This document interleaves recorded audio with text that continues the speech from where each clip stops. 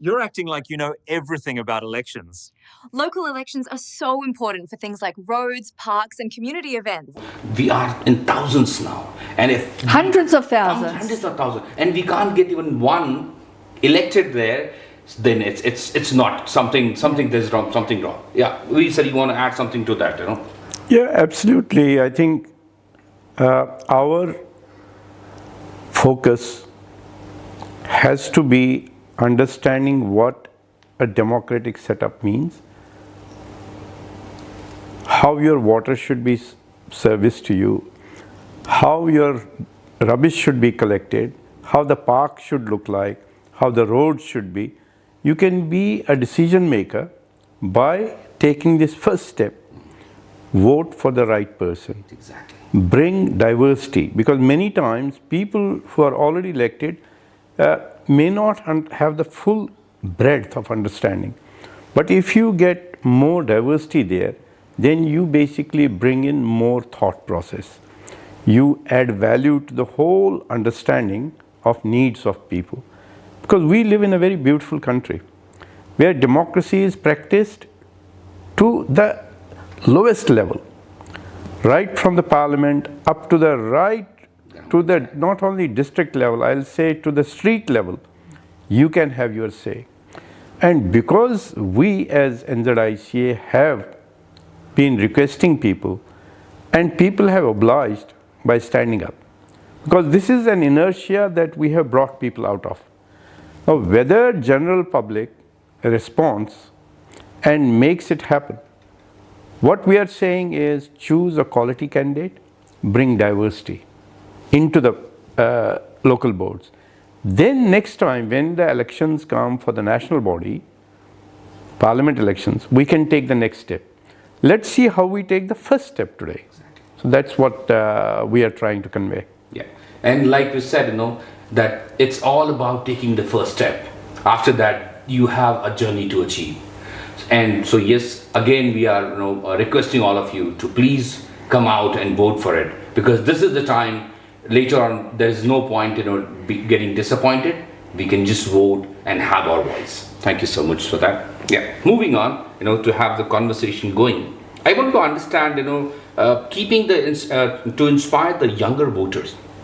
Now, young people often feel that their one vote doesn't matter. You have inspired so many, and if your own discipline and leadership, what would you say to encourage them to vote? I think you will get two camps of young people, those that don't care and the others that are committed. I think the committed ones are the ones that need to encourage the others to have an interest. There's so many things that young people can do. When you talk about wanting to lower the age of voting, we're unable at the moment to get over 18s to vote. That how are we going to be disruptive in getting 16-year-olds to vote?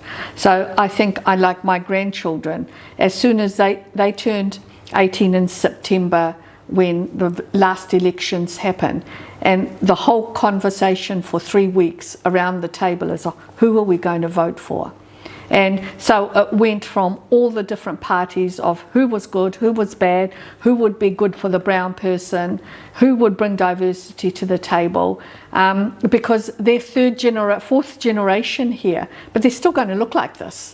And so the racism they face, the barriers they face, that discussion all came around the table. So perhaps the parents need to encourage, if they're seen to be voting, the younger people will take an interest, even just to argue with the parents, to say, why are you voting for them? So to just somehow stimulate the conversation when those orange packs come is so important, whether it's the parents doing it or the child doing it. Those that are committed and want to make a difference, and there's a lot of people, because I think within our community we do a lot of seva, and with seva comes responsibility, and so I think taking that a step further would be, this is seva for the wider community that you're doing and having your vote and your word listened to, and every single vote does count. And that's why we get the laziness that we only have 40% that vote, because everybody thinks my vote doesn't matter. But every single vote does matter. And that's the biggest thing we should have in our head, that my vote will count. Whether it's for, I want the playgrounds to be right, or I want the roads fixed, I hate the bumps out by my road. You know, whatever the reason, you've all got something to gripe about. But griping doesn't get you anywhere. You need to have your voice heard at the right place. Yes, and like you said, every drop matters. It does. And it's end of the day, it's going to be for the next generation. It is. If we don't keep the first stone now, it will be very late. So yeah, let's so it's a request to all of you. Let's vote. Yep. See, if you look at the difference of the winner and the second, sometimes it has been even 5 votes. Yes. In New Zealand. So it makes it more sensible that every vote can change the situation. It is so important. And as everybody is saying, as I spoke what Ranjana ji is saying, that these discussions should come onto the dining table. The parents should talk to the senior children, these eligible children, and have a discussion. You never know, they may have sometimes more information about a candidate which can enlighten us. And today, when you are going into the workforce, we were just talking before starting this, that it is not only important these days that how many marks you are scoring. It's equally important how wide your knowledge base is, how wide your understanding is. You want to become a doctor but don't even understand who funds that hospital, how the funding works in this country. These are all democratic institutions, basically. So you can't say, I'm not interested. It is directly involving us. So we have to get into it, and how we motivate is basically, if they are not voting, I think it's my failure. If my children are not voting, I think we have to take it to that level. If you're not planning, we're planning to fail. Yeah. Yes. As simple as that. It is, very Thank much. you. Very well said. Yeah, both of you, thank you so much. Yeah. Moving on to the next topic, which I want to understand, representation and diversity. The question I was trying to work out with, we are seeing more candidates of Indian origin this year, like you said a while ago. Without endorsing anyone, how do you see the value of having a diverse voice at the table? I think it's very important, that diversity of voice. I'll just reflect a little bit on my journey. I've been working with Auckland Indian Association, Manukau Indian Association, NZICA, and quite often it's the same people grumbling about the same thing. And we are not having a voice at the level where we can make a difference. So 10 years ago, I decided to sit on mainstream boards, mostly NGOs, not for profit, where my voice can be heard, where my diversity of thought can be heard. Now, the very first ministerial position I sat on, the MP that put me there said, I need you to speak and be forthcoming in your view. And I did, and it failed. I was the only member in that ministerial part to be only there for 1 term. But my departure disintegrated that whole group, because other 3 people said the only diversity of thought at the table was her, and you've decided she's not valuable, that we're resigning. So it took 6 years to reignite the NACU organisation. So having our voice heard at mainstream is so important for diversity of thought. And so now, sitting on Mental Health Foundation, Diversity Works, being at the table to judge awards. I've judged the EY Awards, the Deloitte's Awards, the AS, the Kiwi Bank Awards, the East Auckland Business Awards. Having our voice heard when an Indian applicant or a Chinese applicant comes and they do business in a slightly different way, it's looked upon suspiciously. When we started our practice, the colonial way of doing it wasn't going to pay our mortgage. And so we had to look what our customer wanted. And our customer, being in South Auckland, wanted service. And our model that we bought into wasn't providing that service. They wanted appointments, limited time.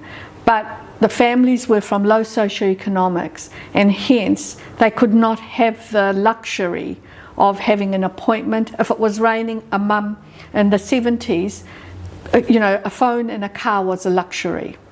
And so if the husband took the car, the mum couldn't bring 4 children to the clinic. So we said we have to open longer hours. Now, to our peers, that was just making our profession cheap, making it too accessible. But that's what our customer needed.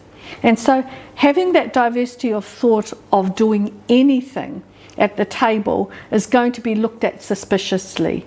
But if you're there, you can voice it. If you're not there, it's never going to be heard. So people will look at you blankly, saying, what the hell is she talking about? But when they analyse what it is you're trying to say, they will understand. Family harm, when police pointed out 90% of the perpetrators are men, but the counsellors all said to me, there's no services for men. So if men do want to change, there's no services. And so when I said, okay, what do we need? Everybody says, oh, just put them in jail. But the 93% of women take the men back with no tools to change their behaviour, no support system. And so just flipping the problem on its head of saying, yes, the ambulance at the bottom of the cliff is women's refuge, but we need to change the problem at the top of the cliff. And so that diversity of thought took a long time. Police understood it, the counsellors did, but the general public didn't. So unless we're there, I was at the police table so I could voice it. And they understood it, so they helped do it. Being at the table is so important, and having a few knocks is part of the journey, but your voice will get heard. But if you're not at the table, you're not going to get that diversity of thought. You're not going to get it, you know, it's doing the same thing over and over again, you get the same result. If you want to make a difference, you have to look outside the square. Exactly. So if I understood, you know, your whole journey, I understand that getting knocked out or getting a failure at the first attempt, it doesn't mean that you can't do it. Yeah. It just means that you are there. You just started, you know. So keep trying. There's no harm, you know. So it might take 1 attempt or 2 attempts, but yes, since you started, like we discussed before, that first step is what matters. Yeah. And I always say, failing does not make you a failure. Exactly. Not learning from that makes you a failure. Thank you. How do you want to summarize it, sir? So basically, if you look at the list of candidates this time, I think there's lots of quality.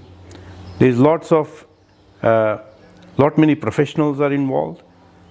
The basic education or experience is quite high. We as the voters